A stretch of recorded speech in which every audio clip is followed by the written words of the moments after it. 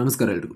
ದೇಶದಲ್ಲಿ ಲೋಕಸಭಾ ಚುನಾವಣಾ ಕಣ ರಂಗೇರ್ತಾ ಇದೆ. ರಾಜಕೀಯ ಪಕ್ಷಗಳು ಟಿಕೆಟ್ ಹಂಚಿಕೆ ತಲೆಬಿಸಿಯ ನಡುವೆಯೂ ಕೂಡ ಪ್ರಚಾರಕ್ಕೆ ಭರ್ಜರಿ ಸಿದ್ಧತೆ ಮಾಡಿಕೊಳ್ತಾ ಇದೆ. ಹಲವು ಸಂಸ್ಥೆಗಳು ತಮ್ಮದೇ ಸಮೀಕ್ಷೆಯನ್ನು ಬಿಡುಗಡೆ ಮಾಡಿದೆ, ತಮ್ಮದೇ ಆದ ಚುನಾವಣಾ ಭವಿಷ್ಯವನ್ನು ಕೂಡ ಹೇಳ್ತಾ ಇದೆ. ಇದರ ಜೊತೆಗೆ ಸ್ವಾಮೀಜಿಗಳು ಕೂಡ ಮುಂದಿನ ಚುನಾವಣೆಯಲ್ಲಿ ಯಾರು ಗೆಲ್ತಾರೆ, ಯಾರು ಪ್ರಧಾನಿ ಆಗ್ತಾರೆ, ಯಾರಿಗೆ ಲೋಕಸಭಾ ಗದ್ದುಗೆ ಎನ್ನುವ ಬಗ್ಗೆ ತಮ್ಮದೇ ಭವಿಷ್ಯ ನುಡಿಯುತ್ತಿದ್ದಾರೆ. ತುಮಕೂರಿನ ನೊಣವಿನಕೆರೆಯ ಯಶವಂತ್ ಗುರೂಜಿ ಮುಂದಿನ ಪ್ರಧಾನಿ ಒಬ್ಬ ಮಹಿಳೆ ಆಗ್ತಾರೆ ಅಂತ ಸ್ಫೋಟಕ ಭವಿಷ್ಯ ನುಡಿದಿದ್ದಾರೆ.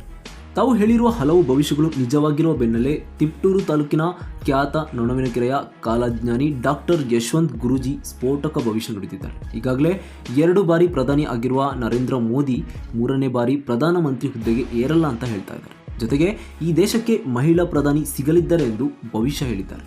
ಈ ಬಾರಿ ಕಾಂಗ್ರೆಸ್ ಪಕ್ಷ ದೇಶದ ಚುಕ್ಕಾಣಿ ಹಿಡಿಯುತ್ತೆ. ಮಹಿಳಾ ಪ್ರಧಾನಿಯಾಗಿ ಪ್ರಿಯಾಂಕಾ ಗಾಂಧಿ ದೇಶದ ಗದ್ದುಗೆ ಏರಲಿದ್ದಾರೆ. ಒಬ್ಬ ಸ್ತ್ರೀ ಪುರುಷನ ಎದುರು ದುರ್ಗಿಯಾಗಿ ನಿಂತು ಪುರುಷನಿಗೆ ಭಯ ಹುಟ್ಟಿಸಿ ತಾನೇ ಅಧಿಕಾರವನ್ನು ಮಾಡುವಳು ಎಂದು ನೊಣವಿನಕೆರೆಯಲ್ಲಿ ಯಶವಂತ್ ಗುರೂಜಿಯಿಂದ ಮತ್ತೊಂದು ಸ್ಫೋಟಕ ಭವಿಷ್ಯ ಹೊರಬಿದ್ದಿದೆ.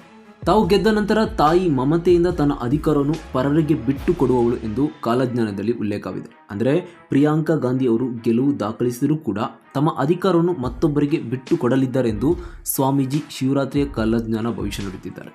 ಈ ಹಿಂದೆ ಚುನಾವಣೆ ಭವಿಷ್ಯ ನುಡಿದಿದ್ದ ಯಶವಂತ್ ಸ್ವಾಮೀಜಿ ರಾಜ್ಯ ರಾಜಕಾರಣದಲ್ಲಿ ಕಾಂಗ್ರೆಸ್ 135 ಸೀಟು ಪಡೆಯಲಿದೆ ಎಂದು ಹೇಳಿದರು.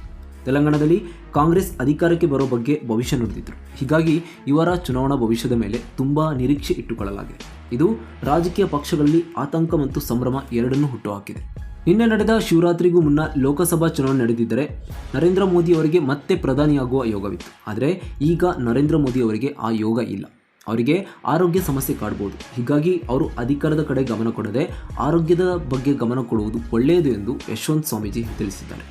ಇನ್ನು ಮೊದಲ ಬಾರಿಗೆ ಚುನಾವಣೆ ಎದುರಿಸಲಿರುವ ಕಾಂಗ್ರೆಸ್ ನಾಯಕಿ ಪ್ರಿಯಾಂಕಾ ಗಾಂಧಿ ಉತ್ತರ ಪ್ರದೇಶದ ರಾಯ್ ಬರೇಲಿಯಿಂದ ಚುನಾವಣೆಗೆ ಸ್ಪರ್ಧೆ ಮಾಡ್ತಾ ಇದ್ದಾರೆ. ತುಂಬ ವರ್ಷಗಳಿಂದ ಕಾಂಗ್ರೆಸ್ ಭದ್ರಕೋಟೆಯಾಗಿರುವ ಈ ಕ್ಷೇತ್ರದಲ್ಲಿ ಈ ಹಿಂದೆ ಇಂದಿರಾ ಗಾಂಧಿ ಮತ್ತು ಸೋನಿಯಾ ಗಾಂಧಿ ಸ್ಪರ್ಧೆ ಮಾಡಿದರು. ಸೋನಿಯಾ ಗಾಂಧಿ ಈ ಬಾರಿ ಲೋಕಸಭಾ ಚುನಾವಣೆಗೆ ಸ್ಪರ್ಧೆ ಮಾಡ್ತಾ ಇಲ್ಲ. ಹೀಗಾಗಿ ರಾಯ್ ಬರೇಲಿಯಿಂದ ಪ್ರಿಯಾಂಕಾ ಗಾಂಧಿ ಸ್ಪರ್ಧೆ ಮಾಡಬೇಕು ಅಂತ ಒತ್ತಡ ಬರ್ತಾ ಇದೆ. ಈ ಬಾರಿ ಯಶವಂತ್ ಗುರೂಜಿ ಅವರು ಹೇಳಿರುವ ಭವಿಷ್ಯ ಎಷ್ಟರ ಮಟ್ಟಿಗೆ ನಿಜ ಆಗುತ್ತೆ ಅನ್ನೋದನ್ನು ನಮಗೆ ಕಮೆಂಟ್ ಮೂಲಕ ತಿಳಿಸಿ. ಧನ್ಯವಾದಗಳು.